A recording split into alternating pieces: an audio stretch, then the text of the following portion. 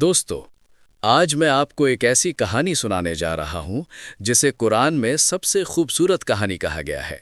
ये कहानी है हज़रत यूसुफ अलैहिस्सलाम की। इस कहानी में सब कुछ है: सब्र, धोखा, इम्तिहान, जेल और आखिर में कामयाबी। ये वाक़या हमें सिखाता है कि अगर इंसान अल्लाह पर भरोसा रखे और सब्र करे तो चाहे कितनी भी मुश्किलें क्यों ना आए, आखिर में अल्लाह उसे कामयाबी ज़रूर देता है। जब हज़रत यूसुफ अलैहिस्सलाम छोटे थे तो एक रात उन्होंने एक अजीब सपना देखा। उन्होंने देखा कि 11 सितारे, सूरज और चांद उन्हें सजदा कर रहे हैं। सुबह होते ही वो अपने पिता हज़रत याकूब अलैहिस्सलाम के पास गए और उन्हें अपना सपना बताया। हज़रत याकूब अलैहिस्सलाम अल्लाह के नबी थे।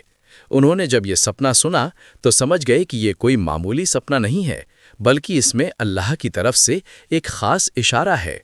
उन्होंने अपने बेटे से कहा कि बेटा, ये सपना अपने भाइयों को मत बताना, क्योंकि कभी-कभी लोग जलन की वजह से गलत रास्ता अपना लेते हैं और शैतान इंसान को बहका देता है। हज़रत यूसुफ अलैहिस्सलाम बहुत खूबसूरत थे और उनका अखलाक भी बहुत अच्छा था। उनके पिता उनसे बहुत मोहब्बत करते थे, लेकिन यही बात उनके कुछ भाइयों को अच्छी नहीं लगती थी। धीरे धीरे उनके दिल में जलन पैदा होने लगी। वे आपस में बातें करते और कहते कि हम तो ज्यादा हैं, लेकिन अब्बा यूसुफ को हमसे ज्यादा प्यार करते हैं। एक दिन उन्होंने एक खतरनाक योजना बनाई। उन्होंने अपने पिता से कहा कि अब्बा, यूसुफ को हमारे साथ भेज दीजिए, हम सब जंगल में खेलेंगे और मजे करेंगे। शुरू में हज़रत याकूब अलैहिस्सलाम को डर लगा। उन्होंने कहा कि मुझे डर है कि कहीं उसे भेड़िया न खा जाए, लेकिन भाइयों ने कहा कि हम इतने लोग हैं, हम उसकी पूरी हिफाजत करेंगे। आखिरकार उन्होंने यूसुफ को उनके साथ जाने की इजाज़त दे दी। जब वे जंगल में पहुंचे तो अचानक उनका असली इरादा सामने आ गया। उन्होंने यूसुफ को पकड़ लिया और उन्हें एक गहरे कुएं में फेंक दिया। एक छोटा सा बच्चा, अकेला, अंधेरे कुएं में। ये बहुत बड़ा इम्तिहान था। लेकिन अल्लाह ने उसी समय यूसुफ के दिल में ये बात डाल दी कि एक दिन ऐसा आएगा जब तुम इन्हीं भाइयों को उनके इस काम के बारे में बताओगे और वे तुम्हें पहचान भी नहीं पाएंगे। उधर उनके भाई घर लौटे। उन्होंने यूसुफ की कमीज पर झूठा खून लगा दिया और अपने पिता से कहा कि भेड़िया उसे खा गया। हज़रत याकूब अलैहिस्सलाम ये सुनकर बहुत दुखी हुए, लेकिन उन्हें महसूस हुआ कि इस कहानी में कुछ सच्चाई नहीं है। फिर भी उन्होंने सब्र किया और अल्लाह से मदद मांगी। उधर उस कुएं के पास से एक कारवां गुजरा। उन्होंने पानी निकालने के लिए जब बाल्टी नीचे डाली तो उसमें से एक बच्चा निकल आया। उन्होंने कहा कि ये तो बहुत कीमती चीज़ है। वे उसे अपने साथ मिस्र ले गए और वहां उसे गुलाम की तरह बेच दिया। मिस्र में एक बड़े अधिकारी ने उन्हें खरीद लिया। उसने अपनी पत्नी से कहा कि इस बच्चे का ख्याल रखना, शायद ये हमारे काम आए या हम इसे बेटा बना लें। धीरे धीरे यूसुफ अलैहिस्सलाम बड़े हुए। अल्लाह ने उन्हें बहुत खूबसूरती और समझदारी दी। लेकिन फिर उनकी जिंदगी में एक और बड़ा इम्तिहान आया। उस अधिकारी की पत्नी उनके पीछे पड़ गई और उन्हें गुनाह की तरफ बुलाने लगी। लेकिन यूसुफ अलैहिस्सलाम ने साफ इनकार कर दिया और अल्लाह से पनाह मांगी।